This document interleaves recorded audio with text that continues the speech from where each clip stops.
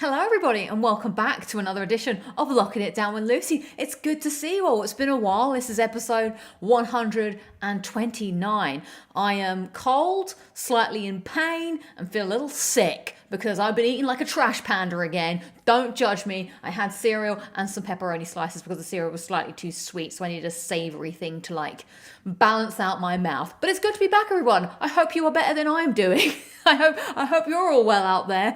Oh, thank you, Robert Wall. Robert Wall saying, nice to have you back. It's nice to be back. I feel like we have some big things to talk about on the show today. A lot of housekeeping, obviously a big check-in as it's been a while, and two reviews for you. Of course, we have to talk about The Last of Us, the TV show, which is the poll today. I'm asking you guys if you enjoyed The Last of Us, the first episode that is. Yes, no, you didn't watch, mixed feeling. I'm going to dive deep into it. It's going to be spoilerific. So if you haven't watched it, you might want to plug your eardrums or come back later. I was going to do this separately, but I was just like, oh, well, here we are. Life has been crazy this week. Of course, maybe the secrets of last week will be revealed. Dun, dun, dun. Secrets. And then I also managed to play the Quarry over the break that I had. Hooray! So I'll also be reviewing the Quarry, which will also be spoilerific. So we'll do for both of them, non-spoilers and then spoiler half. And I will use the spoiler hand, don't worry. What is this? Outfit looks like you're going to rob someone, not going to lie. Hold up, this is a nice jumper that I bought this week from Zara. Zara? You don't go to Zara to rob people. Look at this. This is a jumper. This has texture. I'm wearing an actual jumper. This ain't no hoodie. I mean, yeah, it is a bit. Although the only thing I don't like about this hoodie is look at this. This I feel is a bit weird. What's going on here? What is this? What is this hood about? So far I've not actually engaged hood. I feel like, I don't know, some kind of Smurf or something. La la la la la. It's not really the one. You need a ski mask. Also, I'm wearing my gloves because it is cold. So and also I just like gloves. Hang on, it's not a hoodie. This is like a fancy hoodie. I'm trying to fancy up over here. I'm not having. Yeah, exactly. Zara is bougie. So basically, here's the story. This is how it all went down. This is how me and this hoodie came to be. This is not my Dark Brotherhood cosplay. So a friend at work came up to me and was like, Lucy, I've lost my phone. I was like, okay, sure. And they're like, can you help me? And I was like, absolutely, I'm down for the cause. So they needed me to do find their iPhone type thing. And it was just showing up in the middle of Oxford Street. And I was like, has it fallen down a gutter? I don't know. Anyway, we retraced her steps and we went to Mango, and that's where she was when she was, trying on a hoodie. No, trying on a coat. I'm trying on the hoodie. So she went to Mango, and then someone overheard our conversation. They were like, did you lose a phone? And she was like, yes. And they came back and they identified her, and it was happy days. And I was like, yay. But then while that was all happening, I was wandering around Mango being like, well, I've got a wedding to go to. I might need to buy a dress. And so then I said to my friend, oh, well, do you mind just looking around? She was like, hang on, let's go to Zara. So we were like, do you know what? Are we going to go shopping together at lunchtime? And we were like, oh yeah. So we went shopping in 2 shops at lunchtime, went to Zara. Now we pulled out this orange dress, and this woman felt the need to interject and was like, who's this dress for? And she was like, well, she's going to a wedding. She was like, not for you, and then walked away. And I was like, okay, I guess orange isn't my color. So anyway, then I saw this hoodie on the sale, and it was the non-hoodie, the jumper hoodie on sale. And I was like, you know what? It's the last one there. It's £13. Maybe I should buy it. It looks warm and cozy. And my friend was like, do it. And I was like, are you sure you want to be in this queue? And she was like, yes. So we went shopping together, and that's how I became the owner of this half hoodie, which it's not a hoodie, it's a jumper. It's a jumper with a hood, all right? I'm trying to transition. I don't wear jumpers, but I wear a lot of hoodies. Anyway, you guys don't care. You guys don't care about my wardrobe, my fashion, but I just wanted to show you that. And also, now that we're going through, I'm also wearing a thermal top underneath. I don't really feel very thermal in it. I'm not sure what's going on, but I like mittens. I'm a big glove person, okay? Don't at me at the gloves, all right? I used to wear gloves 24/7. It became my gimmick for a bit until the dinner lady was calling me Michael Jackson. I was like, not sure how I feel about that, but I've tried to reduce the amount of, thank you, it's a bougie jumper. Thank you. It's a Judy. Thank you very much. I'm glad that we had this conversation together. Not for you. Wear this hoodie to the wedding instead. Yeah, exactly. Well, I'm glad we had Fashion with Lucy.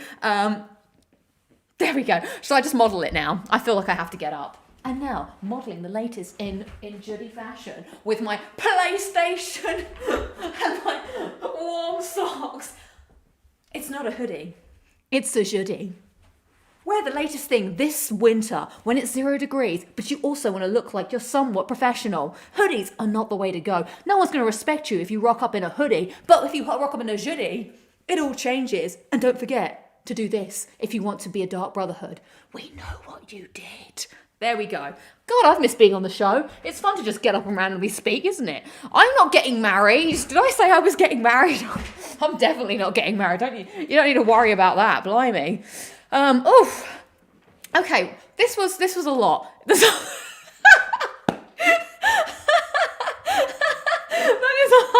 100% true. Wow, well spotted. Well, so I tell no lies here on the show. Everything that comes out of my mouth is a factual thing. Right, so welcome to the show. That was a lot to get through, I guess. I'm not sure. I am in a bit of a state, so apologies if the show is a little bit all over the place. I've had quite a bit of time off, quite a bit of time away from my real life doing secrets that I feel. The whole week, and then I came back to work and it was like, Ugh! So you know what? We've got a lot to do. Who's going to tell Gareth? No one's telling Gareth anything. All right, Gareth is fine. Me and Gareth, there is no. I just thought to make a public service announcement. There is nothing wrong with me and Gareth. All right, we're still on track. Things are still good. Oof. Okay, so let's go through a little bit of housekeeping. First thing, I know you only had 2 weeks to prepare. Hold up, I've been busy, all right? Let me tell you. So first up, I have to give a shout out to a little bit of the top chat, the undisputable top chat. This week's top chat goes to Daniel Shirley, who says, "Cook a TV." I don't forget. Lucy never forgets, much like an elephant. I put this in the folder like 2 weeks ago, but I found this comment very amusing. So just a recap, previously on Locking It Down with Lucy, everybody helped Lucy decide what her goal for 2023 should be, and they decided in the chat. And there was a lot of talking about cooking, a lot of talking about TVs, not much talking about gaming. So Daniel Shirley put them together and decided I could cook a TV as a goal. And that, I don't know, for some reason that tickled me. I'm not sure why. So congrats on Top Chat for that. Top Chat. So, what else have we got to say? Thanks everyone who watched the Platinums of 2022, even though the thumbnail said 2023. Appreciate it. I thought hopefully that was something to, tide you over while there was no Locking It Down with Lucy. TV cheese and rice incoming. I haven't got a picture of me in cheese and rice, actually. I haven't got it with me on the show, but cheese and rice, it's definitely a thing, and it's a meal I stand by. So yeah, that video, so thanks everyone who checked that out, much appreciated. I'm a little behind on the YouTubing at the moment as well. I'm just behind on life in general, so apologies on that. Another update for you. Lots of things go. We're rattling down here. This is like a business meeting now, but agenda point 2. So as you guys know, every last Thursday of the month we have drinks at work, but now things have kind of gone awry slightly, and I need to recalculate the stuff that's going on. So now every third Thursday is what they're calling Sync Day. It's an unofficial day where they just say, maybe you should all come in on this Thursday. We'll also provide cupcakes and tea to sweeten the deal. I mean, they said cupcakes and I was there. So now I'm thinking that the drinks might be on the third Thursday of the month, which might make it that every third Friday of the month they have to do lockdown. I don't know. I've got to schedule this around work because I feel really bad because everyone's like, Lucy, you're coming out of the bar for drinks. And I'm like, no, because I have prior commitments. And they're like, what are you doing? What are you doing? What's happening? I'm like, and everyone's like, what? And I'm like, bye.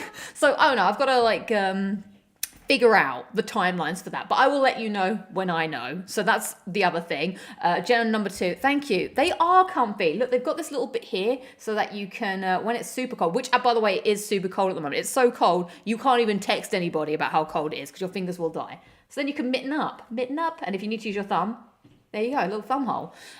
So there we go. That's glove fashion for you. If you want glove advice, I once had a college teacher who offered to buy me a pair of gloves. I don't know if she ever did in the end, but she was like, "Oh, I saw these gloves, Lucy. I know you like gloves, and I'll buy them for you." And I was like, "Sweet, thanks." But I can't remember if that came to fruition or not.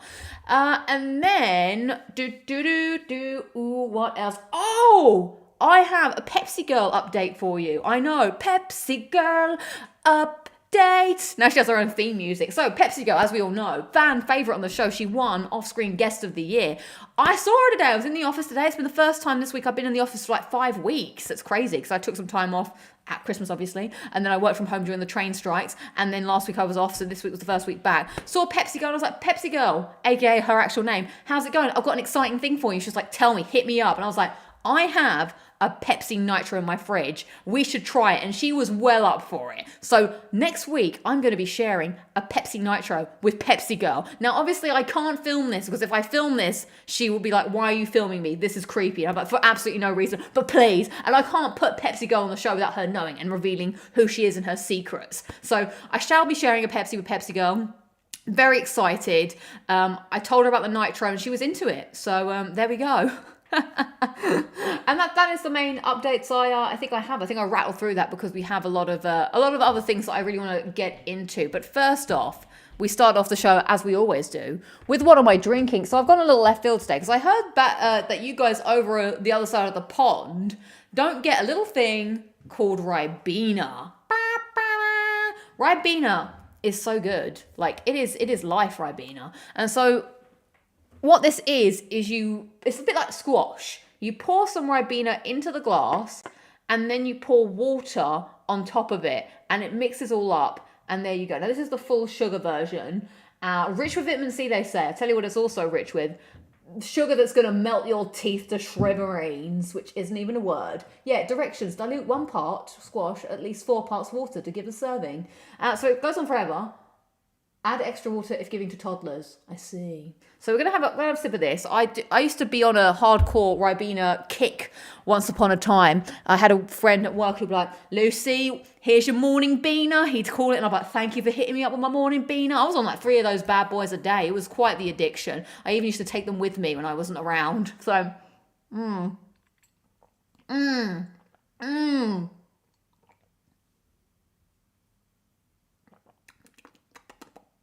I feel, is it the right density? Is the right balance of flavours being had? I wouldn't rave about Ribena, it's all right. What are you talking about? Ribena is amazing. Cordial, as it also says, yeah, it is. Can you hear your teeth dissolving? Yes, I can. Now, from one nice drink, I also have, do you like your Ribena strong? Oh, what a question, Sabrina. Do you like your Ribena strong or slightly mild? I'm more of a strong Ribena, you know? I feel like if I'm going to taste the taste, then taste it. I don't want none of this weak sauce happening over here, or I want full-on Ribena. Ribena is elite, isn't it just? I'm so glad that we've all agreed. Now, from one nice snack to a not nice snack, there was a snack droppage at work from the, I think it was the Japan team, dropped some biscuit snacks on the desk. And so I said to the people, I was like, oh, hey, are these snacks for us all? And someone was like, hey, I could really stitch you up here. I've just read a comment trying to work out who Pepsi Girl is. I don't think you know Pepsi Girl, but Pepsi Girl will remain a secret. Anyway, there were some snacks, and I said to the people that knew the snacks, I was like, what do you recommend? And then someone I shan't name was like, well, I could really stitch you up with giving you the worst flavour. And I was like, please do give me the worst flavour. So the worst flavour that was picked out for me to try today on the show, and I instantly regret it, it's going to stink to high heaven, and it's probably going to be gross. Wow, revealed. I am Pepsi Girl. I am Pepsi Girl. Pepsi Girl is a real person, by the way. She is 100% real. It's called mayonnaise shrimp flavour. Here it is. Mayonnaise shrimp flavour. I don't know if anyone has eaten these before, but we're about to eat this now, and I have a bad feeling that my mouth is going to explode with some kind of grossness. And I also don't want to put my gloves in it. Right, here we go. Bottoms up, I say. Who comes up with these flavors? That sounds disgusting.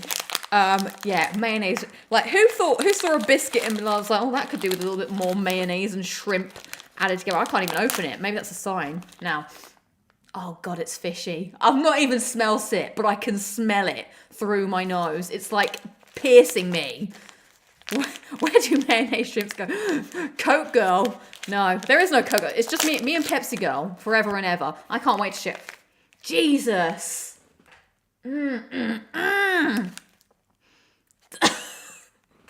That is rancid. That is rancid.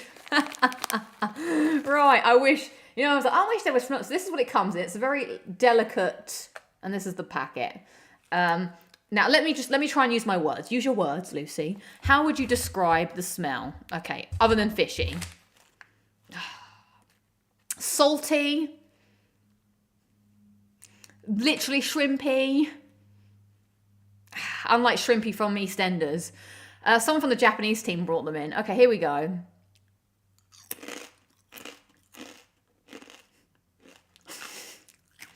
By George. It's okay. It's okay. They don't taste. They don't taste bad at all. In fact, I'm not kidding you. They're better than the cheese ones I had. These are good. What a turn up for the books that is. I wouldn't be eating. Okay, let me use your words. Let's use your words. How does it taste? How does it taste? It tastes a bit like pork scratchings or something. Like, not that I like pork scratchings, but let me lick it. Licking it was maybe like scampi fries, yeah. Now, I think the problem is the flavour on its own. The biscuit is doing the work to dampen the shrimpiness. But honestly, it just tastes like a savoury snack. I'm into it. In fact, I've eaten so much of it. That one was intense. No, pork scratchings is like the most British sounding snack I've ever heard. They are a real thing. Although, I think I've had. Is there a mayo taste? I mean, I don't really eat mayo regularly to know, to be honest. Okay. It's leaving an aftertaste that, like, I've just, I don't know, licked the bottom of the rock pool or something. It does taste a little bit like seaweed, maybe. Yeah. And do you know what it smells like? It smells like the Sea Life Centre. Now, that sounds like a joke, but I'm telling you seriously. When you go to the Sea Life Centre and you get to stroke the stingrays, that's how this smell tastes like. Not that I'm going around licking, you know, stingrays or whatever, but it's kind of like that. That's where we're going. It's been a long time since I've been to the Sea Life Centre. That's the aquarium, for those of you that are not in the UK. The Sea Life Centre is like a brand of aquariums. It has left a rather pungent taste in my mouth. I feel like I'm breathing a stink ray or something. I might have to get a snack from my snack table to diffuse. Do you know what I also ate last week? I ate a Cadbury's chocolate from America. Jesus, that was like a mushroom cloud in my mouth of just disgustingness. I bit into it and it was like a small implosion of disgustingness. Like, rah!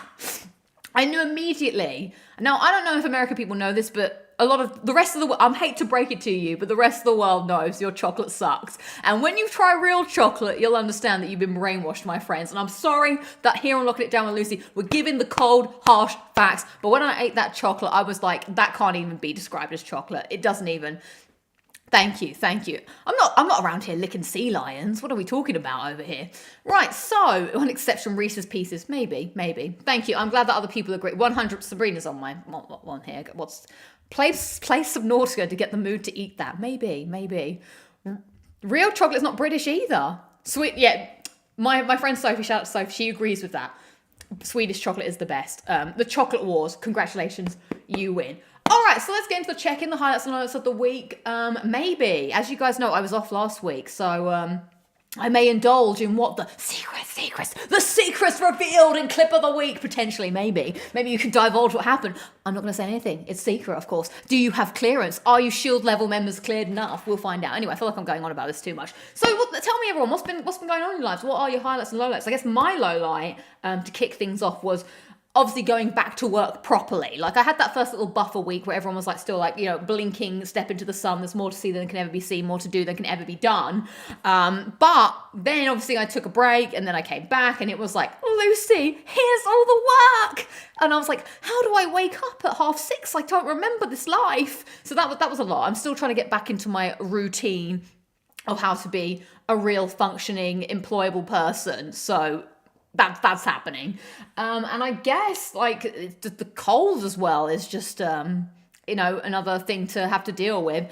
And the fact that you all just said that my hoodie looked like I'm about to rob people or something. This is a good hoodie. All right. I find Zara a very confusing place in Bluewater, but it was very nice at Oxford Street. I recommend the Oxford Street Zara. So those are my main lowlights, I guess. Let's see. Oh, we got some good ones coming in. Here we go. Sabrina is saying, had a massage today, a Christmas present, and dang, it hurt like a mofo. That's what I get for being so tense. What's wrong with me today is this bit here. I think I spent the whole day just looking down or something. I need to sort myself out. I'm not really sure how to though. I don't know if that's working. I don't know. Maybe I need to do a little bit of this. Oh, I tell you what was really funny though. I'll tell you a highlight of the week. I had a friend come round. I think I told you, the mysterious co-op partner and I had to play the Quarry together in real life. We'll get to that later. When me and the mysterious co-op partner were playing the Quarry, we heard the Sims knocking boots hard, and the person was so shocked that they exclaimed, "No way!" And we burst out laughing, and the boots stopped knocking immediately. It was very funny. But I was like, finally. Now, here's the thing, everyone. I know that I moan about The Sims and you're like, Lucy, shut up, blah, blah, blah, blah, blah. Every time somebody steps into this flat, they go, oh my God, you're right. That is really loud. And I'm like, validation, thank you. I don't think you quite understand, unless I invited you all around here to sit in my front room so we could all listen to The Sims knocking boots. You won't understand the pain. But every time someone comes, I'm like, yes, I have been, it feels like validation has happened. So yeah, that was actually quite funny. Amazing. They were shocked. Like it was proper. And then of course, as soon as we started laughing, we heard the bathroom sink going. So, but I would tell them that, yes. Nothing kills the mood more than random laughing from downstairs. It was hard not to laugh, to be honest. It was just funny that it just happened to happen while they were here. Things. Yeah, the Sims can probably hear this. I don't know if the Sims have worked out that they are the Sims or what I'm saying, if any of these code words are happening. Hey, Vits, how's it going? I'm a real employable person. Yes, I am. It's the gloves and hoodie combo. But they're both knitted. Doesn't knitted clothes mean that you're already a step up from the bin? Like, I'm not walking around here wearing a bin bag. All right, we got another highlight coming in. James says, highlight, my brother moved out and I got to move into his room, which is bigger than mine. Nice. That's always a good upgrade. Lola, I have been redecorating my brother's room all week and my brother moved out. Yeah, that is sad. That happened to mine. Oh my God, you're right, Robert. I am the knitted ninja. Like Sackboy. Oh my God. I've become what I hate. What have I become now that I'm betrayed? Everyone I ever knew, pushed them all away. I've become Sackboy. How could this be? We got two mods in the house here. Hey, best friend Bethany, it's good to see you, and Luke, good to see you. Thanks for dropping by. Dusty is saying, Lola, my mum's been really ill since Christmas. I'm sorry to hear that. Get well soon. Dusty B70 is giving you all the well-beings. I'm sending you the nanogens. You don't know what that is. That's something from Doctor Who. Highlight, bitten the bullet and started playing Death March playthrough for The Witcher 3. Yes, man, I feel like a witcher. You have to sing that whilst playing that. You will feel like a witcher, you know. When you're starting to doing your decorations or decoctions, you know, my Geralt was always 100% toxic when they were on Death March. It's the only way to be. Sack Lucy, no. That is true. I have not become Aloy yet. That's the next thing. Next week, welcome. I've got like red hair and I'm wearing like, you know, Aloy clothes. I'm like, what's happened? What has happened? Proper Jack Rabbits. What does that mean? Emmett 30 Cal says, highlight, brought Ghost of Tsushima director's cut for $20. Real good deal. Nice, that is a good deal. Hopefully you picked up some good things in the sale. Yes, Platinum Pursuit. I'm glad you recognised Judas. What a banger. This is really lame because Judas only came out like 3 months ago, but I used to like try and do the music video. Like, the music video is really cool. If you've not checked out Judas by Fozzy, the music video is really cool because they filmed it in like slow down. So he had to go, now that I become... Now, like the words, they had to do it really slowly, and then when they put the footage to the song, they sped it up, so it's like I become, and he's like blinking really fast. But the movements are fluid, but also super fast. It's really cool. I want to do it at some point myself. I don't know when I would do something like this, but yeah. Oh, 100%. Chris Jericho, absolute legend. One of my favorites is Chris Jericho. So yeah, let's see. Highlight by Robert Ward got my first plat of the year in Cyberpunk 2077. Congratulations, good plat. I love it. Yeah, all these shinies that have happened over the 2 weeks. Ian Graham is saying my highlight has to be getting the platinum for GTA 3 on PS5 and now halfway through GTA Vice City Definitive Editions. Nice, good effort. I've not really played much, but we'll get more into that. Aaron saying Lowlights work, but the highlight is achieving 2 platinums this week. Some of you guys are knocking it out of the park in 2023. I like it. I've literally only played the Quarry, to be honest. Christ Jericho is my favourite Bible character. All our favourite Bible characters, obviously. Yeah, so reminds me of the science bug. Oh yeah, that another great music video. That one, for those who don't know, is like I remember being captivated by this video when I used to watch MTV back in the day when MTV was a thing. It's the whole thing is filmed backwards. So what's his name? The guy, the lead singer, the Coldplay man. Oh, I can't remember. He's got a name that I know. He had to learn the words of the scientist backwards to be able to do the things. It's like nobody said Chris Martin. Thank you. It was easy, and then you find out what happened by going through the story. Yeah, the one with the reverse car crash. Yes, that is it. You guys know your Coldplay facts. What is the best Coldplay song? I mean, I don't really like Coldplay, but I suppose The Scientist is the only one I listen to.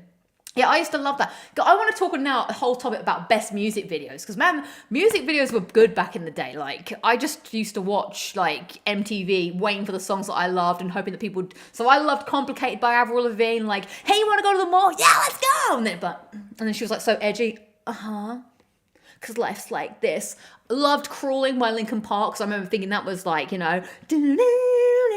That was a good video. Yeah, The Scientist was one that I liked. There's another. Oh, I used to like the Fat Boy. Is it Fat Boy Slim? Like, you could do this, or you could go with that, or you can blow with us with Christopher Walken. He was in the music video. I can't really do a Christopher Walken impression, but that's as good as it gets. Oh, you can't beat a little bit of Thriller. Yeah, that is a good one. Weapon of Choice, yes, good. Yes, that's the one. I used to like that one a lot. Kids Aren't Alright. Who's that by? I feel like I should know that song. Oh, are you talking about the Coldplay song? Yellow, and it's called Yellow. Nah, I don't. I try not to listen to Coldplay if I can. Viva La Vida. I don't remember these songs. Offspring. Oh, okay. Do you know another music video? I'm just thinking that I really liked Tribute by Tenacious D. That was always fun. That was a fun music video that I used to be like captured by. Nothing Beats Bad Touch by Blood Gang Wolf music video. I'm going to have to find you guys a really good YouTube playlist. So back when we used to do the Playlist Association, I think it was Rue, shout out to Rue, previous guest on the show. He did a playlist that was best music videos, and there were some really good ones. And what he did was he put a whole playlist on YouTube together so you could watch all the music videos. Oh, here it goes again. Okay, that's a great one as well. Oh, here we go, here it goes again. Oh, so they do the whole thing on treadmills. That's a great shout, that one. I think I might have even submitted that one. I really want to find this now. Do you know what? Let's do it. It's my show. We could talk forever and ever, unless you have to go because you have something else riveting to do. But I might just have a quick look-see at my playlist so we can go through this. I love this tangent, by the way. I hope you're loving it too. I love this, and I hope you're loving it too. Here on Locking It Down with Lucy, where I tell you things that I want to say. Now, yes, I have found it. Right, we're coming now on a journey through time and space to the world of the internet. The internet, come with me to the internet. Look at this. So we got Pup DVP, which I don't remember. Gorillas Feel. Oh, I remember that song. That was a great one. Don't remember this crazy music. I think that is a bit weird, that one. Take On Me by Aha. That is a good one because it's all like, rotoscoped and stuff.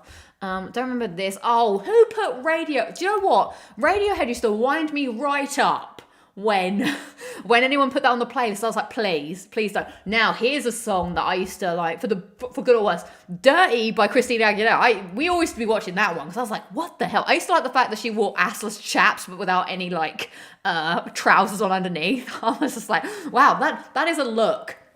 Kingdom by Downstate, nice. Okay. Run Boy Run, I don't remember that. Steps in S Tough Zone were two of my favourites back in the day. I thought, so here it was, Method of Choice. I like that one. Here we go again. Oh, Learn to Fly, that's fun because they play all the characters in that. Oh, this is great as well. So Blue Song, I don't remember the actual song, but I remember watching this, and this was like the inspiration for Baby Driver, which is Edgar Wright movie. I'm going to make sure that I don't play the music, but the whole thing is like timed, like this whole getaway is timed to the beat of the song. I do really want to hear a quick blast of it. Okay, yeah. Sorry, I don't want to derail too much of the music, but yeah, that was cool. It was fun. I might also big fan of Noel Fielding. Supergrass, I don't remember this. Oh, someone put the Scientist Coldplay. Nice. Oh my God, I remember when opposites attract. That's in Saints Row 4, right? They sing it together. What is the thing in his hands? Oh, it's CD. A CD, yes, exactly. Oh my God, so we went from Coming Out on a Journey Through Time and Space to obviously some Noel Fielding. Oh my God, yes, this one. I probably submitted this Blur, Coffee and TV. This music video, this was another one that whenever this came on, I was like, wow, I loved the story of the little milk bottle. Do you know what? If you guys are interested, I'm going to send you the link to this. If you want to watch these music videos, if you've got time, because in this one, there's like the little milk bottle who's lost his milk girlfriend, and he has to goes and tries to find her. It's good. I'll drop a link in the, if I can. I don't know how to drop this. Does this work? I might have to share. We're sharing.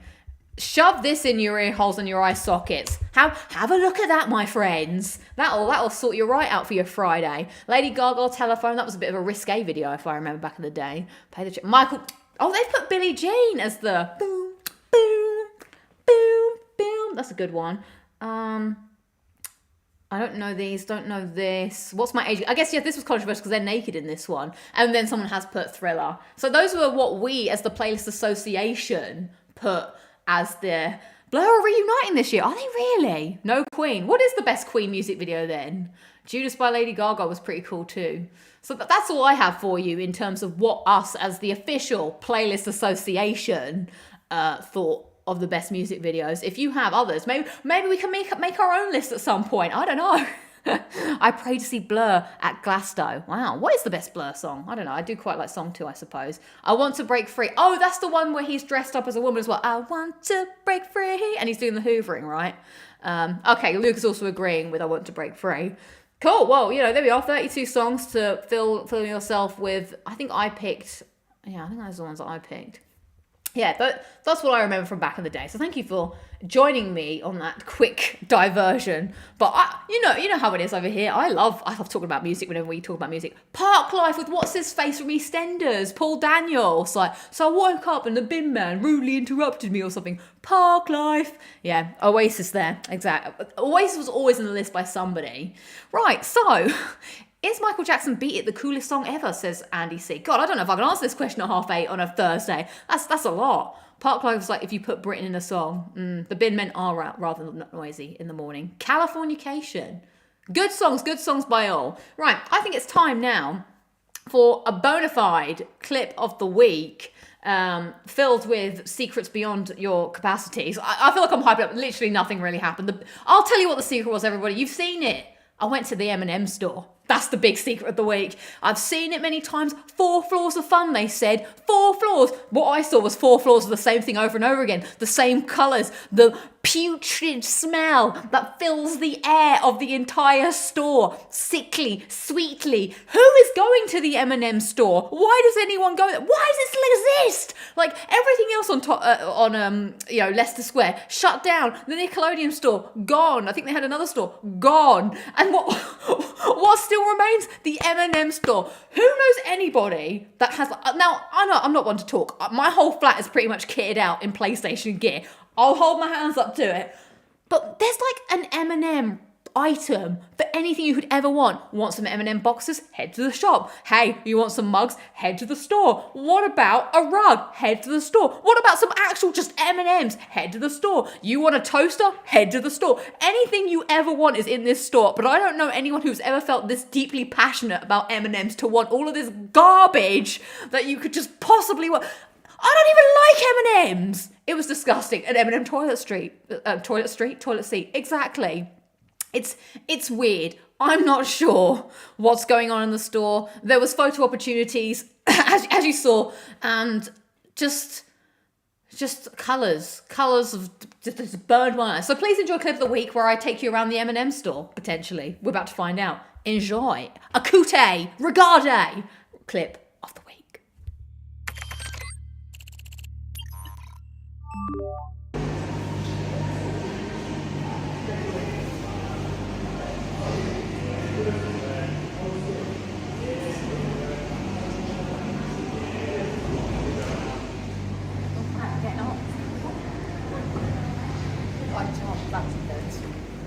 Right, we're inside. Here we are on the cable car. I've never been on this. I'm slightly concerned and anxious and afraid. But we'll see what it's like. It's been raining. Thankfully, it's not raining anymore. I think that was a big concern. So we'll see what sights we see when we reach the top. Doesn't roll down the same. The door's still open. Means we can get off if we want to now. Just like change my mind. Go home. It's bumpy. I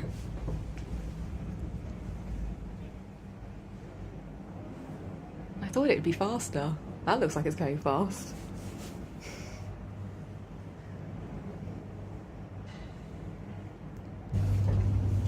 I don't like that, it wobbles. It feels really weird up here.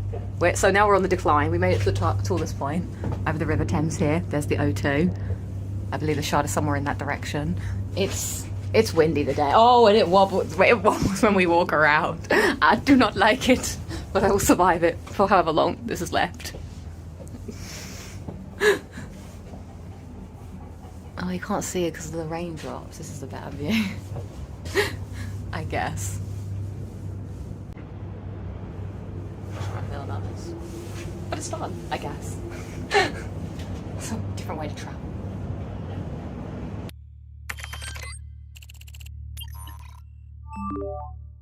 Alright, we're now in Tower Bridge. I've always wanted to do this. We're going up some very ancient windy stairs. I feel like I've literally just been transported into the past. The woman even had to get a key to open the door for us. So, there's something cool up here. Look at this! Wow. Oh, okay, I think we made it to the... Wow. So you can get the lift if you want, but I think the stairs is the way to go. I mean, if you can walk stairs, it's a little taxing, but you can make it. Will you get on these bits? I don't know what this is, but it's old school, it's cool. And this is just really literally inside Tower Bridge. We'll see what happens when we get to the top. Alright, let's go out onto the walkway. If you follow me. On the bridge, this is London. Tour Guiding 101. I didn't even know where the Gherkin was. But there it is, somewhere over there with the Sky Garden. And the Shard. Now what makes this cool is that in a minute we're going to be able to walk over the glass floor. Oh, that's cool. There's a little thing of white yes.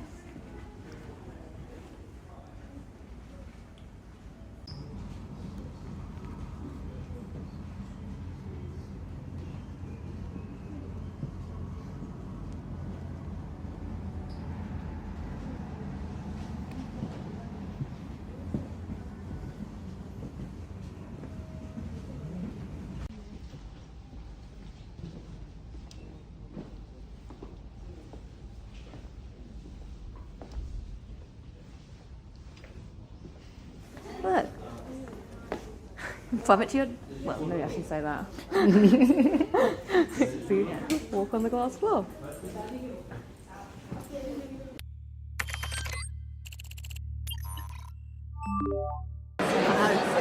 very fancy restaurant, and now I'm going to try snail for the first time. So we're going to get in there. Yeah, a little bit green stuff.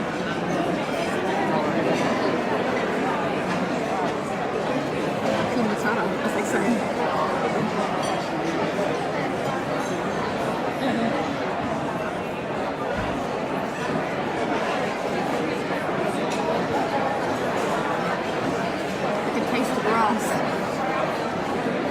But it's not bad. It's the garlic is really good actually. It really does taste like grass.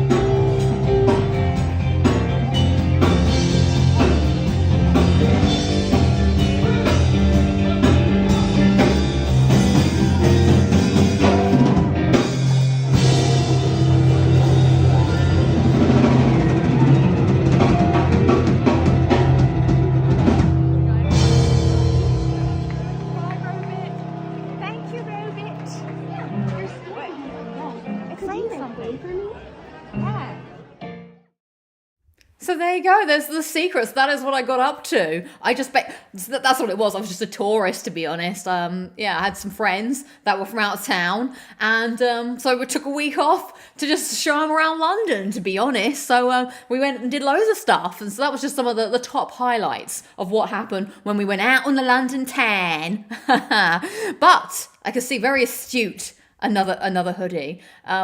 Because we will be reviewing Last of Us Part 1 in a second. But yeah, that was fun. We had to buy nachos just to get the robot to serve us. And we had to put the mums in. The mums that were going, rolling on a river. So hopefully they don't mind that they appeared on Clip of the Week. But it was too fun not to have them involved. So the snails, yes, it did taste just like you'd opened up your lawnmower and just started eating the clippings from the lawnmower. It was very weird. So what was my top highlight out of all of those things? I think, I really did enjoy the Hard Rock Cafe. Now I don't know what the vibe is on the Hard Rock Cafe, because I feel like some people sort of give it a little bit of a, but I like rock. Like, there was loads of things around. So we thought that we would find Chris Jericho's jacket there, but actually his jacket's in the Florida one. But we did see some other cool things. We saw Rod Stewart's jacket. Why not?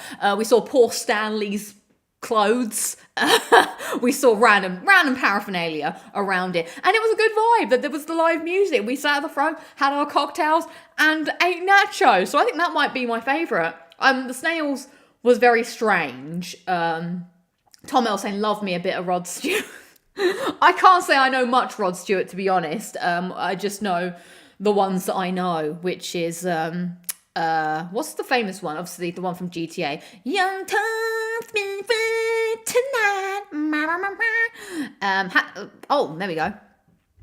Had snails a few years ago. Tastes like mussels. Really? Well, I don't know if I've ever eaten a mussel, to be honest, but it just tastes like grass to me. Should have just asked for rice and cheese at the fancy restaurant. If only. But yeah, I think that was good. I did like Tower Bridge a lot. I actually don't have a fear of heights, so I really enjoyed walking over the glass floor. I thought that was fun. But some of the people I was with, oh my God, I have to tell you. So there was like this group of girls who were like adamant about getting a picture in front of the glass walkway, and she was like, I can't believe all these people are walking in front of our picture. And I was like, dude, you don't own the space. She was like, okay, let's take a picture, come on. I don't know if they were American, but I'm just assuming that maybe they were. I don't know. And so everyone had to like clear the way from it. It was like, come on. And then we asked someone else if they wouldn't mind taking a picture of us. And he was like, just lie on the floor, because there was like a mirror before. And we were like, yeah, but can you take a picture of us? No, just lie on the floor and take a picture of yourselves. So we had to lie on the floor in front of everybody and take a picture of in the mirror. Very odd. Oh, now we're getting some back to music. Back to music. Maggie May is a good, yeah. Maggie, yeah. No, I'll tell you, the first time I heard Maggie May was on X Factor. Whether that's good or not, I don't know. Sing Maggie. Maggie, I wish I never see your face. Is that how the words go? I think so. What's the other one that I've listened to a bit recently? Oh yeah, the first cut is the deepest. But I prefer I Don't Want to Talk About It. That's my favourite one. I used to sing that all the time. Not my favourite one, but if I had to pick a slow song, I'd rather do I Don't Wanna Talk About It. I always think about that when I play The Last of Us and you have to do the triangle prompts, because the actual trophy is called Talk About It or something, or I want to talk about it. So whenever I did a triangle prompt, I was like, I don't wanna. Sailing is the best one. I don't know. I have to sing that. If you want my body and you think I'm sexy, come on, baby, let me know. Very good, very good. I'd be the same if I was taking a picture on Shibuya Walkway. All those, oh my god, I'm 100% Vitz. You know, if I ever went to Japan, I am walking down the streets going, champagne flutes and... Actually, I wouldn't be doing that. I'd be doing the other one. I don't know why I'm thinking of Whims of Fate. I'd be doing the... maybe I'd run across and do the burn, or maybe the hangout music that... I've forgotten all my Persona music right now. It's like, that's the one I want. I want to walk across the cross and go, that's the one I want to do. I don't know, Baby Jane. Every annoying person in Lucy's mind is an American with a southern accent.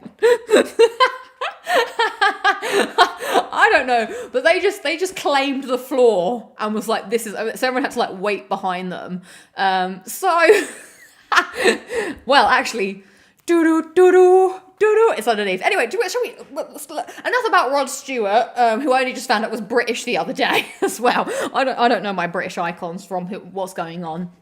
If you know, I've got that song in my. If you want my body and you think I'm sexy, God knows, I'm gonna think I'm like a massive Rod Stewart fan up there.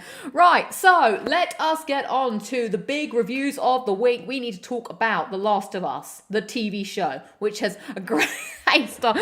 You're a British icon. Well, I don't know. I don't know, to be honest. Thank you very much for that. No icon is Lowlights. If I'm any icon, I'm the buffering things are about to collapse icon. That's a boom. Like, it's all going wrong. That's the icon I am.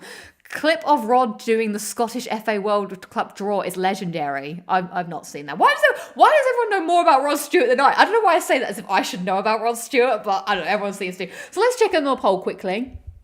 Did you enjoy Last of Us episode 1? 3% of you said mixed feelings, 3% of you said no, and 39% of you said didn't watch, but our overwhelming whopping 55% of you said yes, you did enjoy The Last of Us Part 1. All right. Here are my thoughts on the first episode of The Last of Us Part 1, which came out on, was it Sunday or Monday of this week? So I watched it on demand. Shout out to Vitz. And, okay, it was an hour and 20 minutes long, so that's kind of what to tell me. I watched it a bit late because I don't really watch television a lot. I find it quite difficult, unless it's Doctor Who or EastEnders, to sit down and watch something properly for extended amount of time. Now, you could say that's just the modern world and the fact that I need to sort out my attention span, but you know what? I was kind of like, I had some time finally, I sat down and watched it, and I will be putting up the spoiler hand. So before we get into it, I'm going to talk about the show non-spoiler to begin with, and then in the second part, I will throw up the spoiler hand and talk non-spoiler. So we're going to just do a generalized overall thought of how I felt watching the show, what I thought was good, what I thought was bad, or what I'm intrigued in. So I do like the fact that they are doing one episode a week. I don't really want to binge watch it. I kind of like the idea that it's, you know, we're going to have to follow the story. It's a long, slow, drawn out story. So I think that works quite well. Luke's saying it was originally 2 episodes, but they combined it. Okay, that's interesting. So I have mixed feelings. If I was voting in the poll, I liked it. I feel like what I'm going to say is going to sound really negative, but it's not what I mean. I find this an interesting thing to have to review. So Last of Us is one of the games that I have probably, outside of Uncharted, played the most. Like, I've got to at least have played it 15 times, at least. Like, I know I'm just picking out a random number. So it's really hard. I found it difficult watching it and not comparing it to what I know, what I love about the original and what's changed. So it feels like a very different watching experience. So firstly, I have to get over that as like a thing. Like, I don't know, also playing games is my preferred medium. So outside of that, it was interesting sort of like taking notes and seeing what they picked, what they didn't pick. And the first thing I noticed was how on point and how faithful this was done. In fact, I was overwhelmed, especially in that first. So I think I liked the first half of the episode. I didn't like the second half of the episode. And I'll get to that why. But the first half of the episode I thought was very well, they brought up the tension, what's happened. They drew it out longer than what happens in the game, which I thought was good for a television audience. You need to establish a bit more about you need to have a bit more of Sarah Joel, relationship foundations, I feel, for a TV audience than you do in a video game. And some of that probably comes from the fact that as watching TV, you are a passive experiencer of what's happening. Whereas when you're playing a game, you can skip some of that down because I don't know if this makes any sense, but because you're playing the game, I already automatically feel more into the character because I am controlling them. I am experiencing what Sarah's experiencing. When she's walking into the kitchen, when she goes into Joel's bedroom and the explosion happens and you feel it on the control and you're like, whoa, what is happening? You're exploring the environment as the character. But of course, when you're watching television, it's out of your control. You have to go by what the show is showing you. So there's like it's more immersive, thank you. It's a more immersive way, so they have to like build that up. I very much liked as well that let's go back to how faithful it was. Like, so a lot of the first half, which is all about the beginning of Last of Us Part 1. Now, I hope I don't have to say spoilers for what happens in the game, but all right, maybe I'll keep that for later on. The first half where it's showing what happened on Outbreak Day, I thought was very good. I liked how they built it up. I was very impressed by how they blocked it, like almost beat for beat in some sections to the original game. Like the bit when they're in the car and like the camera angle is the same. Some of the music that comes through and the lines of dialogue that I know the words of this game. I'm pretty on it. And so it was cool to hear those lines being said, even if it's slightly different or whatever. But I was like, oh yeah, I sell drugs, hardcore drugs and all that stuff. That was cool. I really liked all that. And even the settings looked really like the game. But I also like the fact they did throw in a few twists, so I still felt the tension. So there's like bits where like Sarah is like, visiting her neighbors, which doesn't happen in the original game. But that stuff was pretty cool because it added an element. Like I found myself still being like, what's she going to find in there? Even though I know because I've experienced the story and I know what's happening. Like in the game, it's obviously the neighbors, that come. But this time she goes into the neighbor's house. I was like, oh, I felt that tension. I did really like that build up. But I didn't think some of the moments hit the same way as in the game. And I'm not really sure.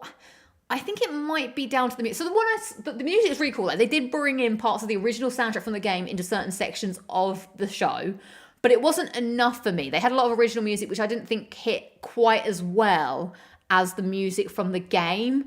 So I was like, it was cool to have those tie-ins, but I don't know, it needed a bit more. Also, you might have to forgive me because I do have to look at the notes on my phone slightly because I didn't have a lot of time I had to write these notes on the train because I didn't actually have a lot of time. But that first half I thought was very solid, a good introduction. Weirdly, how they changed the dates to 2003. So in the original game, it's set in 2013, which is when the game came out, and then it fast forwards 20 years in the future. In the TV show, it starts in 2003, and she's listening to Avril Lavigne, which I thought was rather hilarious. Like, she listened to yesterday, on Tomorrow.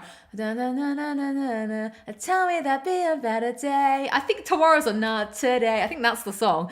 I 100% agree. Certain quotes definitely hit better in the game. I want to talk about those bits in the spoiler half because I will say that we all know, unless you don't know, but I'm not going to say, there's a certain part of that intro that's like the bit that everyone's like, damn, and it missed for me in the show. I don't think it hit as hard. It left me feeling kind of hollow. I'll get more into that in a sec. So yeah, that stuff was all pretty good.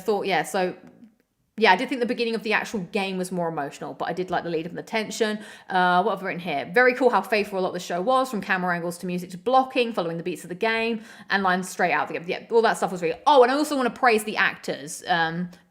I thought all of the actors did a fantastic job. Pedro Pascal as Joel, amazing. Bella Ramsey as Ellie, also really good. Like for me, it's when how she goes "fuck you" and it sounds like Ellie. I'm like, yes, that's good. So everyone's doing an amazing job on the acting front. But I guess if I had to critique certain bits, now I think the Boston, all the sets fantastic as well.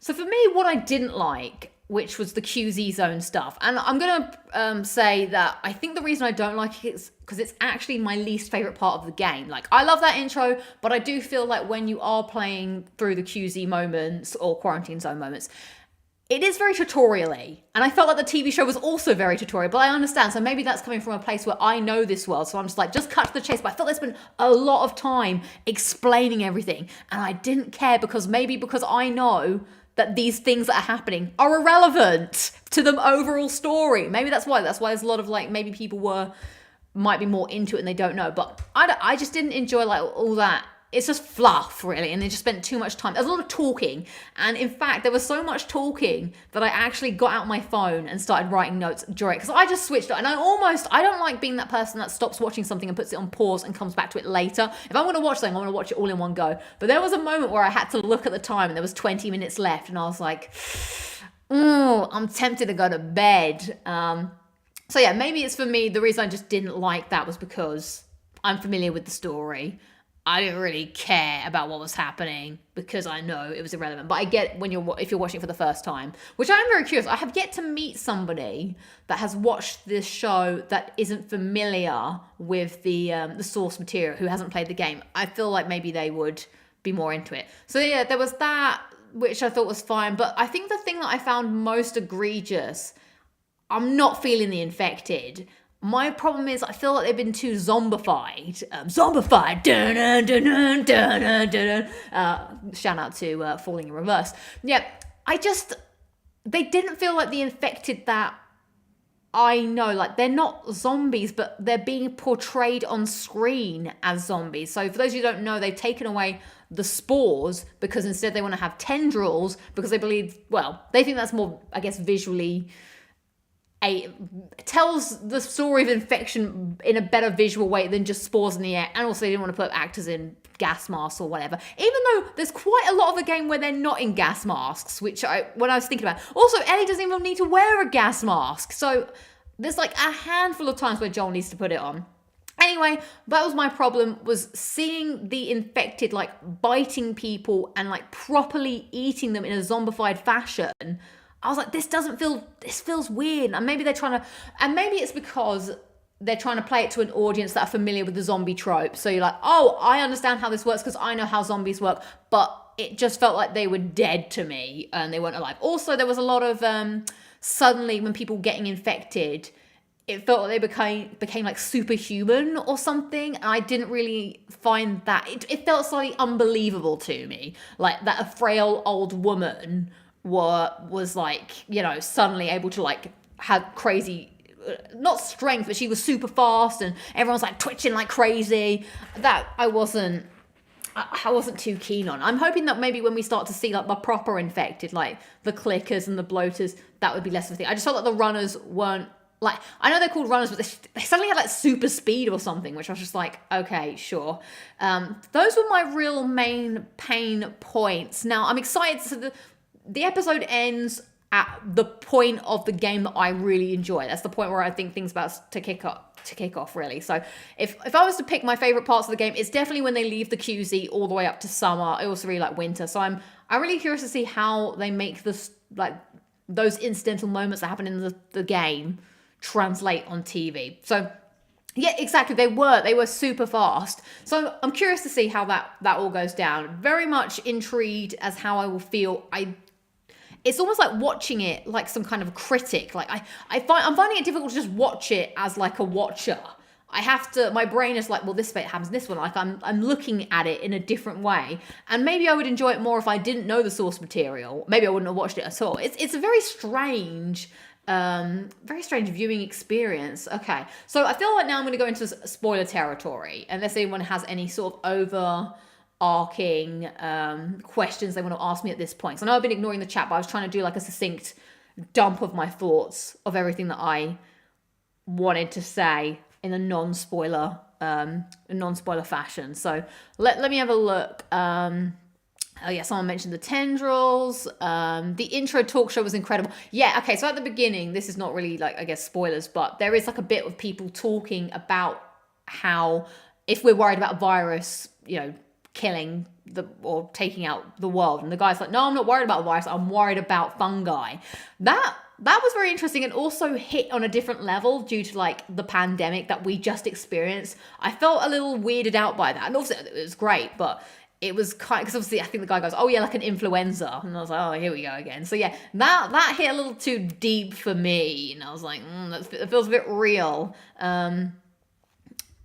Luke is saying, I like how clumsy the infected look, driven solely by spreading the fungus and tripping over everything. Yeah, I guess. Yeah, I think Jose's right. We're so used to the game that it simply won't live up to it no matter how good it is. Yeah, I think that's always gonna be tough. Yeah, some parts felt played up to the lowest denominator, just a TV show people. Yeah, it's weird, like involved with the licensed music and stuff. Like it's definitely a different tone and a different vibe slightly. But I'm curious to see how all that will like pan out. Even though it is super faithful, it's the story as well. I don't know. It's so hard. Like I wish. It's weird because I feel like I'm giving it a negative when I did. What I enjoyed of it, I enjoyed. I just felt like the ending of it, I was just not too keen on. And some of the small other like changes to how Joel and Ellie met. But I understand it has to be different because you can't play the game. So it's got to be told in a different kind of story to get to those. Like obviously there were beat to beat moments like when I'll talk about it in a sec. Let's just throw up the spoiler hand. All right, spoiler hand is going up, everybody. So if you have not seen The Last of Us episode 1, we are now about to go into spoiler territory where I'm going to speak freely on the manor. And once the spoiler hand goes down, we will then be back in safe zone. So when the spoiler hand goes up, the spoilers come out of my mouth. 3, 2, 1, let's go. Spoiler hand is up. All right, so I'm just going to say it plainly. The Sarah death scene, left me feeling hollow. I didn't feel that emotional impact that the game had, and I feel like it might be because like it was done. There was no fault on how it was done. Like even the bit like when the guy shoots the gun and they roll on the floor, that is shot in the exact same way. The way he rolls, the camera angle, like that was spot on. And even like the way he like holds Sarah, I think it just missed some resonance with me. And I have a feeling that is because the music, like in the game, I'm pretty sure there's like music that's happening and then it hits into the title scene because it's like a hard like Last of Us, and that doesn't quite happen because it's been quite a long drawn out bit to it. Also, I don't like how the soldier guy, he was very soldiery. He was like, yes sir, blah blah blah, which does happen in the game, but he's like, but sir, there's a little girl. He normally says that. He does always say that because even the soldier is like hesitant, and I didn't feel that bit as well. Like I feel in the game it's a more dire situation that the guy is just no one knows what to do, and it's like But yeah, I loved, I don't even know if he said baby girl. That's a good point, Viz. I was trying to listen out for that because that's another thing where that didn't feel like, I don't know, there was something weird about it that didn't quite work. But I will say, I loved the entire bit where he's like, get in the car, and they drive in the car, and I was hoping they would do it from Sarah's point of view, and should have helped them or whatever, and like looking and like seeing the grown-ups having the conversation. You can obviously see that things are, falling apart, but you're not really sure why.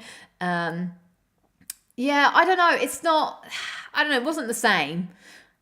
Game Sarah seems to invoke more pain. Yeah, maybe that's what it is. There's a little girl that line gives you that he's going to shoot up. Can't understand why. Yeah, exactly. Well, okay, I suppose, but that's how it is in the game. You kind of know that might happen. But I did really like the bit where she was walking into the neighbor's house and you see like, the old lady. But that's the bit I didn't like. I didn't like all the blood on the floor and those people and that old woman just like tendriling the neck, and it just like, I was like, why? It looked like she was eating like a zombie. I was not keen on that. But yeah, otherwise I thought that all that section was really good. The other bits that I'm trying to think of was, having Ellie tied up, which was kind of interesting wrinkle. Or maybe they're gonna explain that further. I don't know, because in the game she's like chill to be free, but she obviously trusts Marlene. But in this one, it doesn't seem like she knows Marlene well enough. I don't know. Maybe that's a few small details that they've changed. And then she goes on the adventure with Tess, and then obviously there was all that talking with like the QZ people, like the people and I was like, I don't care about it. It's like Joel does whatever he does to get by, and then there's that guy that he knows, the soldier guy that he's giving pills to, and I was like, sure, whatever. And then then it's like, I think they did that just so you could be like, oh no, they have to kill a soldier that they care about, whatever. That was that moment. And then then she stabs him and they get out of here. And so it ends when they're about to leave the quarantine zone and they're about to go on the adventure. I guess what we're going to see next episode, I suppose, is all that stuff that happens. Maybe, I guess, finding out a bit more around the infected. Like, we saw a little bit of a clicker in the last one, which I think doesn't quite happen yet. Normally happens in the next bit, And then I guess we'll find out what happens to Tess, potentially, unless they're going to eke that out a bit longer. So this next part of the game, the summer bit, is my favourite part of the game. I'm not too keen on... I'm trying to think so I had a conversation with someone else and they were like, what bits are you excited to see? I guess I'm excited to see... I'm more excited to see how they're going to do the Joel and Ellie... Because that summer section is where their relationship kind of picks up a lot from being like undemonstrated. And it's quite a big, meaty part of the game that takes place over literally the same amount of time. Like, you see everything that they see pretty much, apart from when they, drop off at Billstown, and obviously when they drive from Billstown. Like, all of that relationship stuff is happening before your eyes and you're living it.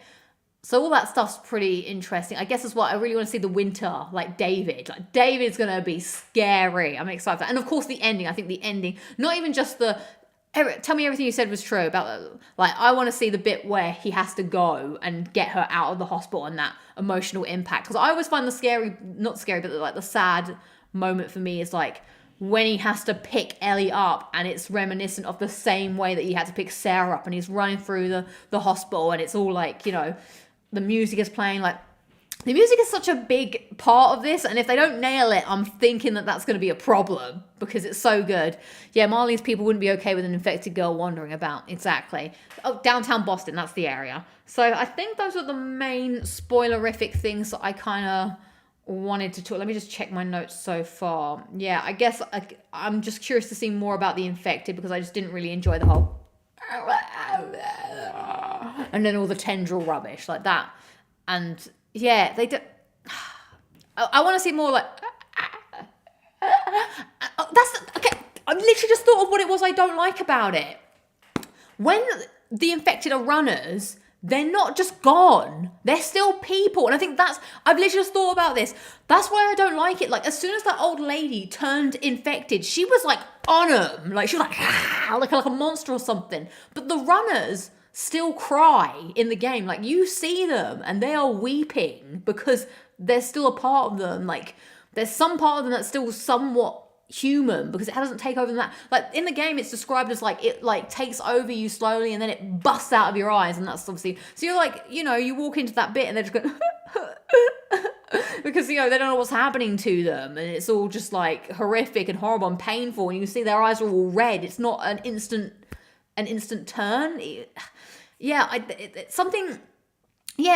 They do cry. You hear them before, and then of course when they see you, because then they're like brought. Because I think it's like, because it takes over your brain. I guess it's just you're functioning on more of your amygdala type. Your emotions, I suppose, are the thing. But there's still some kind of humanity still in there because you're not quite turned, and it takes a little time. Like, you become irritable. Your skin starts to hurt. Like, there's all these things that are written in the game of what happens when you turn infected. You don't just switch like that. So I think maybe that's why I don't like it. It's just suddenly zombified. So that's pretty much, I think, everything that I have to say in the spoiler realms. Next time you play it, listen, they're like crying. Like, that's why they're all just like, that's why they're all doing this. Like, whenever you go to a runner section, they're not all just right. They're all standing there going like... like that, and just like, because things are happening to them that they don't understand, but they must still know that something is happening. Like, it's quite, I always found that quite disturbing, to be honest. Joel, blah, blah, okay, all right. So I'll talk about some questions, I guess. If anyone has anything pertinent to say, I'll keep the spoiler hand up just in case we want to talk about anything spoilery. It was a choice that they focus on Joel at the end and not Ellie and Tess talking about how she's immune. Oh yeah, that is because he suddenly like beats that guy up really badly, and I guess that's trying to show that Joel did some fucked up shit, and he's like this badass that's gonna just like destroy everyone if they get in his way, which obviously doesn't happen in the game. It's a lot more like whoa, and then you find that stuff out slowly. Yeah. Oh, the Sims have obviously got tired of me chatting, turn their TV on. Oh, so yeah, another good point by Vitz. So because the game now is different, like set in a different time, the Future Days song doesn't exist in the same set because it only, well, even there in the game, it's kind of just like, the song only just came out after the pandemic. Well, the pandemic, after the cordyceps virus just broke out. But then I think Neil Druckmann said, well, he saw like an early concert where they debuted it or something, and that's how he knows the song. I mean, they kind of swooped on. But yeah, now if they want to have, like, that song can't really exist in the same, yeah, and that's quite an emotional resonance song. So I don't know how I feel about that either. That is sad that they can't have Future Days.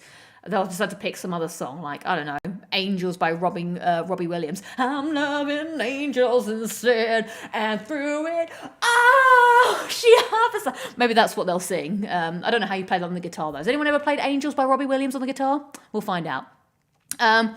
Well, he has the chance there to prevent what happened to Sarah happening. Yeah, that's a good point. Yeah. Yeah, so I'm just reading some of these comments and now just I'm going to be looking at runners differently now. Yeah, definitely. Joel will find a guitar tabs for Angels. He will find them so he can sing them. So I think that's everything that I have to say. And a lot of you from the poll seem to have enjoyed the episode, so maybe I should just shut up and stop being such a critic. But I guess I can't help it because it is one of my top favorite games of all time. I think I will never be satisfied, probably. But I will say, as my closing thought, out of all the things that I have seen, and I've not seen many things, I will say I did think this was the best adaptation of a video game to another medium that I have personally seen. And like I said, I haven't seen many things, but this felt like people that understood the source material really did work hard on this to make it true to the game. Yes, there were some deviations, but I think that has to be understandably so. So whilst it might sound like I moaned about it, I do think this is really good. And I'm happy that it's now out in the world. I'm excited to go on the journey and see how it goes. And so you'll probably I'm going to try and do this every week. I might do it on the show. I might do it separately. But I will break down my thoughts each week on the show because I find it very fascinating it's a fascinating experience to watch it as someone who's so so engrossed in the original game and knows it like I do. So yeah, okay. I think that's all I have to say. So there we go. That's my review on The Last of Us, episode 1. Stay tuned for what I think about episode 2. And that's the end of that segment. I'm probably going to cut that out, which is why it was an abrupt end there. So, right, let me just grab a drink because I've still got to talk about the Quarry for the next 20 minutes. Let's put the spoiler hand down. Spoiler hand down. That was a lot of talking. Yes, Bella Ramsey nailed Ellie's character. 100% agree. I thought she was good. Will you do a review on every segment? I will. Hopefully you enjoyed that review. If you did, I will definitely try. I don't know how to play guitar, but I can play drums, keyboard, and didgeridoo. Great. Can you play Robbie Williams' Angels on the didgeridoo though? That's the big question. How do you feel about the transition for 2000? Well, yeah, that was because of the. Oh yeah, that was. I mean, I don't see why it was necessary to do that. I don't really think that the audience needs it to be 2023 to feel like it's relatable. Like, nothing much has changed. And, yeah, if anything, all it did was meant that there was certain technology that couldn't exist. So that's the thing. Yeah, in 2013, there was computers and mobile phones. And, of course, now, in this 2023 world, where everything stopped in 2003, those things aren't going to exist in the buildings. It's going to have to all be things that were from 2003. I don't know. That was a choice they made. I don't feel like that was a justifiable choice, but it was something that happened. Yep, no PS Vita girl anymore. Another thing that we have lost, playing Hotline Miami or whatever she was playing. Hopefully Ellie wears her standard shirt one. But I will say, I think the costume design very on point too. Right, so let us talk about the Quarry. The Quarry must be played after all. So, I don't know if you remember 2 weeks ago, or however long it was, myself and the mysterious co-op partner, after we finished Resident Evil 5, we were like, what do we mysteriously play together next? And we wanted to both play The Quarry because it's an interactive game. And lo and behold, we boot it up and it looks like you cannot play the game. Well, it looks like it was. We just couldn't play the game together, but apart. So thankfully, the mysterious co-op partner just happened to be in town last week. So I was like, well, let's sync up and try and figure out a time when we can both play together. So thankfully, we were able to do it. And so we were playing it in real life. Fabio saying, what is the game? I never heard that game before. You've not heard of The Quarry? Well, my friend, The Quarry is like, I guess, the spiritual sequel to the Until Dawn game kind of thing. They're made by Supermassive Games. It's another interactive story game based on horror tropes that is all decision based. So you make a bunch of decisions, and depending on whether you're a good decision maker or not, a bunch of people may die or a bunch of people may live, and there's twists and turns and it's horror and everything. It was a fun experience. So Luke, I think I don't need to say anymore. I think Luke summed it up. The Quarry was fun enough, but not close to Until Dawn.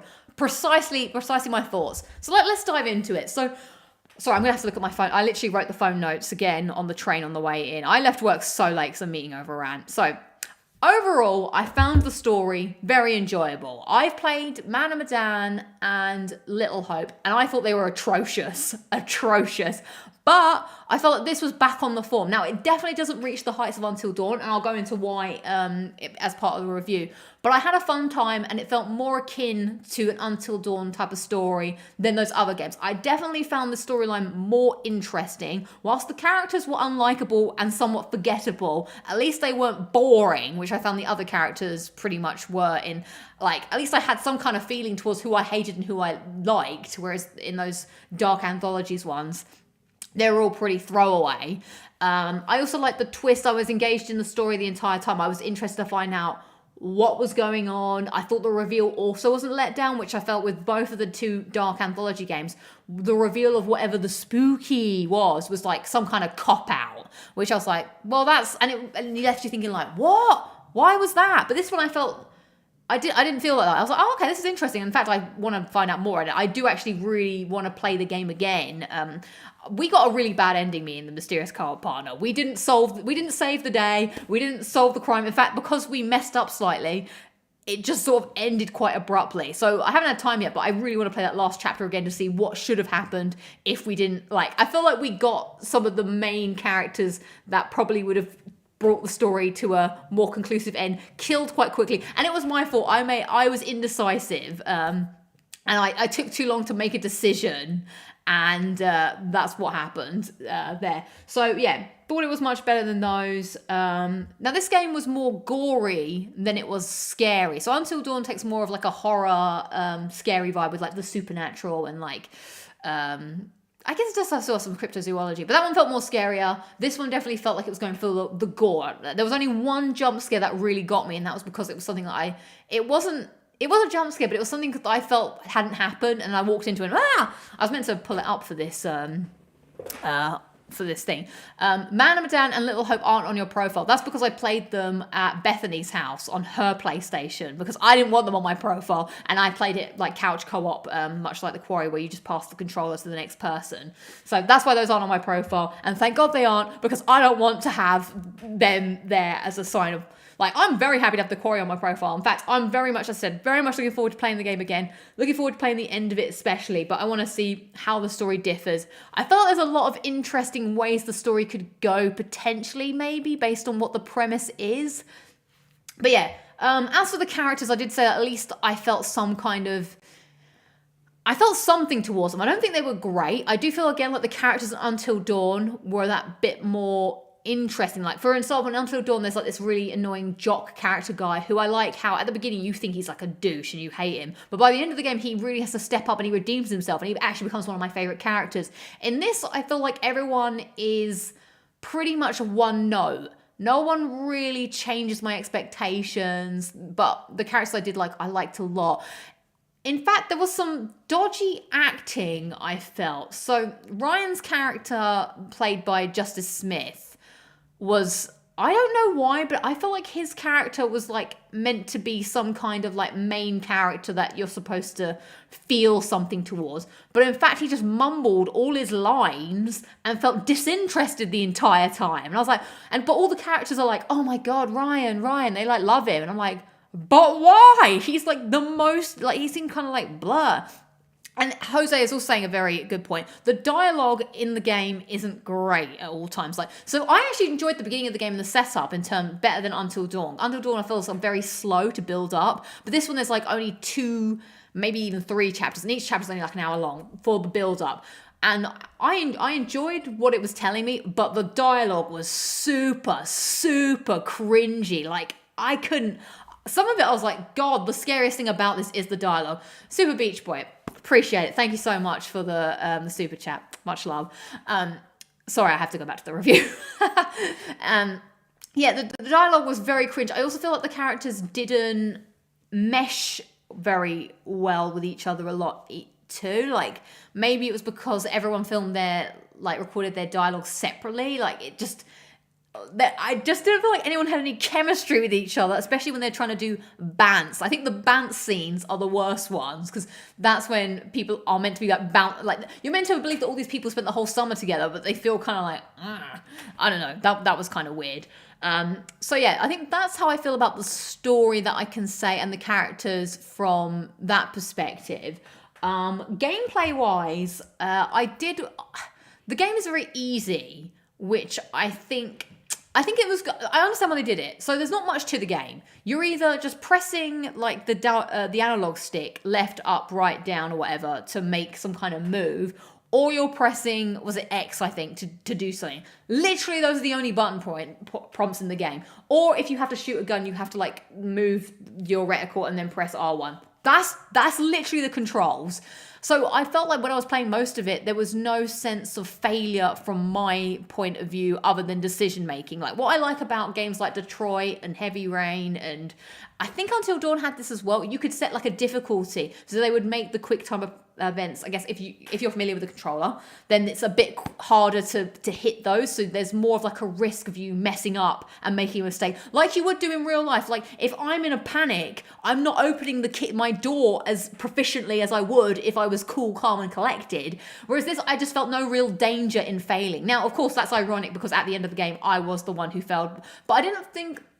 My failure wasn't because I didn't hit the buttons correctly. My failure was because I took too long to make a decision to shoot somebody because I was thinking it through. And then by the time I pressed R2, it was already too late and I just got murdered because I didn't pull the trigger. In the accessibility settings, there's an option to disable timeouts. I see. Okay. Yeah, I don't know. I think I would prefer something that had a bit more like, I want more tension for me as a player. Like all I had to do was sit there and just go boop. Okay, press X, Like, but I understand why they wanted it to be like that. Maybe so it was more accessible to everyone to play. So I'm not gonna, downgrade it for that. There's other bits that I also really liked in Until Dawn that weren't present in this game. So in Until Dawn, they had a lot of the characters had relationships with each other, and you could see how that was being affected as the game went on, and how they had little meters of how their character was changing or how other characters felt about each other. It would come up to say that like Ryan didn't like this or Abby liked that, but I didn't feel like there was any way to track if that was really having an impact on the game. Like there wasn't anything in the menu that I could see, but I didn't dive into the menu. Admittedly, I didn't dive into the menus as deeply as I could have or should have, but that didn't feel like, I remember in Until Dawn, it was like you pressed L1 or something to see that there was a character update, which I thought was really cool. Like you actually felt that there was things happening and choice to be made. It'll be interesting as well when I replay the game, like will I feel that there are actual choices to be made or does it still feel quite on track? I'm curious on the replayability. Like these games, by the way, if you want to get the platinum, which I would like to do require a lot of like, actually this is going to sound super nerdy, but one of the things I am excited about is I'm excited about writing the roadmap for how I'm going to get the platinum and like what decision needs to be made here and there. Like those are some of my favorites. Even though you have to play it like a billion times, I am quite looking forward to that. So the mechanics weren't as deep as Until Dawn, which I thought was, a bit disappointing because I think that's what kind of made that game stand out a bit more. And I liked stuff like, so in Until Dawn, like if you pissed off certain characters, they wouldn't help you because and that was your decisions that led to a bad thing happening. I'm not sure if anything in this game kind of happened that way. The plat is more of a pain than Until Dawn by all accounts. Interesting. So yeah, and then this game as well, like Jamie's talking about the totems. There were totems in Until Dawn where you would pick them up and you would see the future. So there was something similar in this one. There was tarot cards, but you couldn't like really see the tarot cards until you got to like the breaks between the chapters where there was like this woman who would tell you, and then you could look into the crystal ball and pick one of the tarot cards to see what the future was. But they weren't always super helpful either, and some of the things that did happen weren't actually things that you had control over. Like there was one where it's just like showed someone shutting a door in a car, and so me and the mysterious car partner were like, okay, maybe when a car comes up we should think about whether, you know, we're going to get in the car or not. But when that point came in the game, it was like, it was out of our control. It just happened in a scene that we couldn't do together. Yeah, we played the entire thing co-op. The Hag of Hackett's Quarry, exactly. Yeah, and then you couldn't really re-watch those from what I could see. And you would pick up all these collectibles, but I didn't like the way that you could look at them. There was like nothing more to them. It was like, you picked up this collectible and it's like, okay. There was no extra information. Like, not that I need to pick something up and go like, you know, what I did like is that I didn't pick anything up and go, oh, I picked something up. Let's do this with the like that. That's unnecessary. We don't need to do that. But it would be nice to go into the thing and be like, oh yeah, we did, like, especially in a game that's giving you clues to try and work out, like, so that you could try and work out what's happening in the game. It would be nice to revisit the collectibles and have a proper look, or maybe some information about them potentially. There are no skippable cutscenes on Quarry. Damn, that's interesting.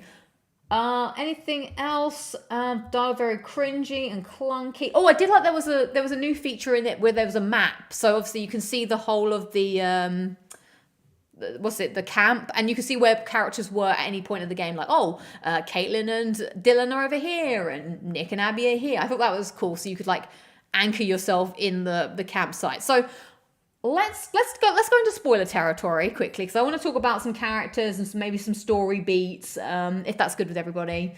Yeah, blah blah blah blah blah. Let's go for it. Spoiler hand engaged. There we are. We will now speak about spoilers about the Quarry. So my favorite characters were Laura, Abby, and Nick. I really enjoyed those stories, those characters' story arcs. I felt like Laura was definitely a main character, and so was Ryan. They seemed like the ones that stood out as, you know, the focus characters. And that's who I got killed, unfortunately. I got Laura killed, and I felt like she was the crux of the storyline. So without her, everything kind of just sort of fell apart. So that was a shame that happened. And what happened was that I was supposed to like kill somebody, and I was too slow, and then we all got our heads.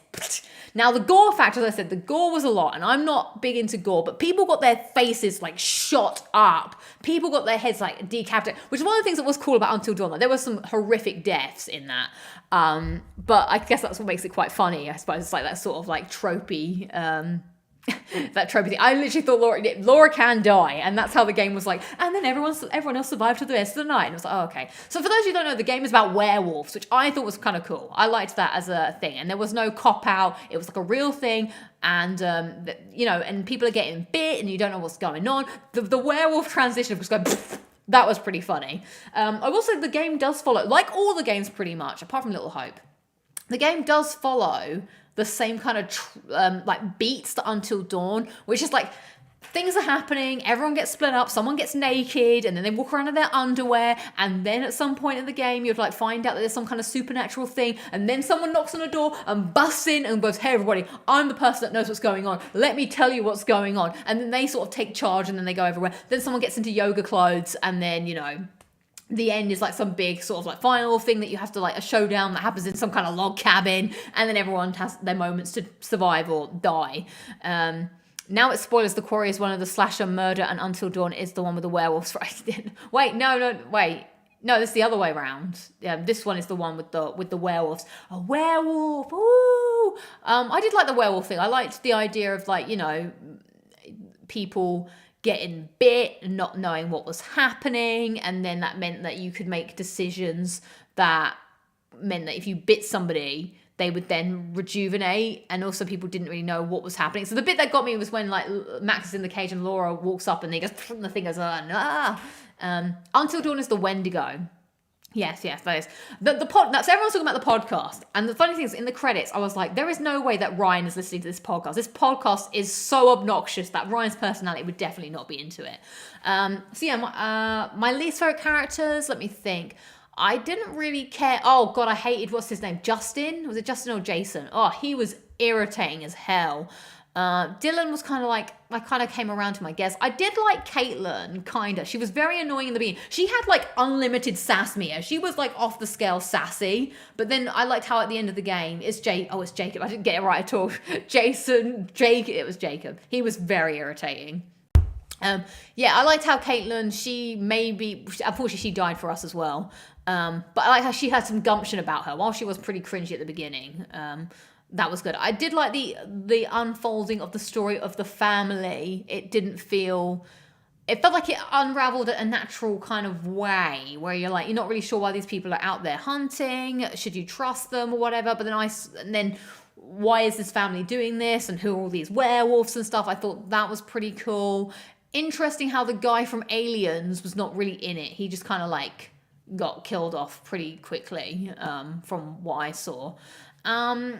And yeah, I liked it. Like I said, it wasn't like Until Dawn levels, but it was, Bishop, he was in it.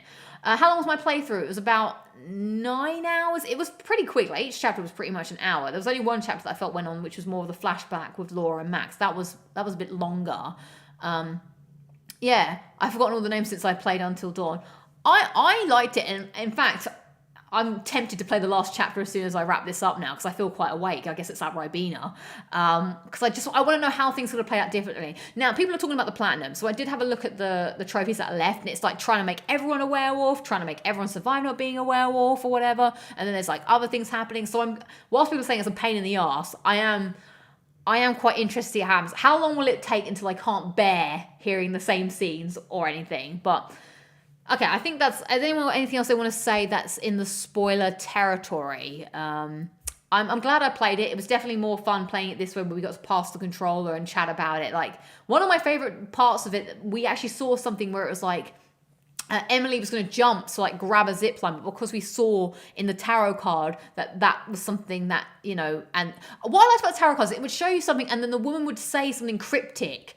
And so me and the mysterious cult partner would talk about it. We would be like, oh, okay, she said about like the chariot being a safe haven, or be careful where you leap or you jump. So it was fun, like dissecting that, like, and trying to come to a conclusion yourself, like, what should we do? So when that moment came up with Emily, because the woman had kind of told us to be careful about think before we jump, the mysterious cart partner reeled the thing in more, and then she jumped and she was able to like grab the zip line. And when I asked them, like, why did you do that? They were like, actually, if we hadn't done the tarot card, I would have just jumped for it. And I imagine she probably would have died. Yeah, look before you leap. We didn't intentionally kill anybody. It was just the people that died. It was just unfortunate. Although Jacob, we were pretty much like whatevs when he died. We didn't really care about him, to be honest. But I thought it was fun. Do you have intentions to stream the Quarry? I don't know, actually. I not really thought about it. I mean, the next stream's probably going to be Sekiro. The toughest one is where you have to not miss in every gun opportunity. Woof! The rockstar lifestyle of Ribena. I know, right? Oof! Ribena, pepperoni slices, and cereal. That's how I live my life. Go me! What a... Hey, I want to be a rock star. Alright, I think that's going to wrap up my thoughts on the Quarry, to be honest. Let me put the spoiler hand down. Final thoughts on the Quarry. I think you should play it. Play it with a friend. It's a fun ride. Would recommend. Mayonnaise shrimp. Would recommend, and maybe I'll come back to it. I don't think I'm going to platinum it straight away, but I definitely. Oh, did I like the hiding mechanic? I didn't quite understand the hiding mechanic, to be honest. Like, I always felt like I failed that one because I wasn't really sure when it was safe. I found it unclear when it was safe to stop breathing. Also, I don't know why in horror games everyone breathes like. Like, I'm hiding right now. I guess if I was scared... Let me be scared for a second. What scares me? Hospitals and bees and wasps and breaking bones. I guess if you're, like, running... I guess I would probably go... Or...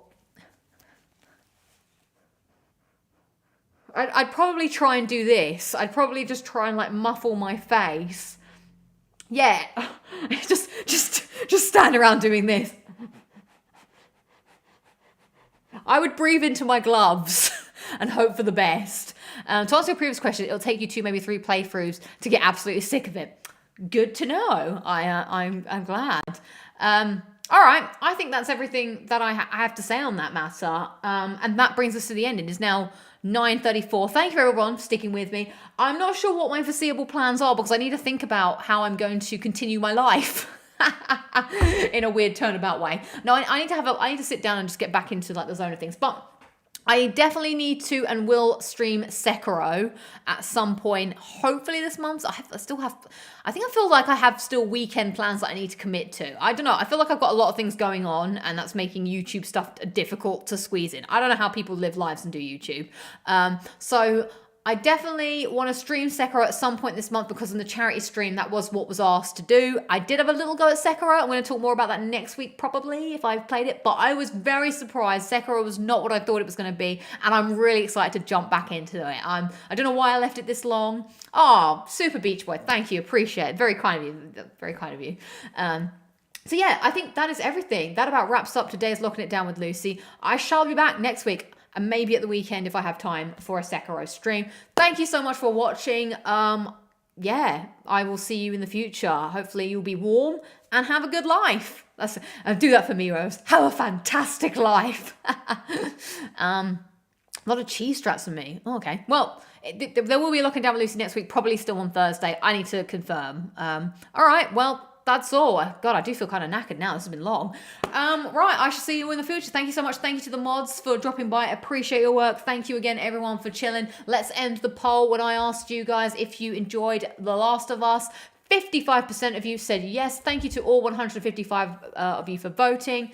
Peace, love, and hugs. And I shall see you on the flip side. And hopefully you get served by a robot. I don't know. That's what I hope for you. That's what I hope that this week brings. All right. See you later. Bye. And when you're lost, look for the light.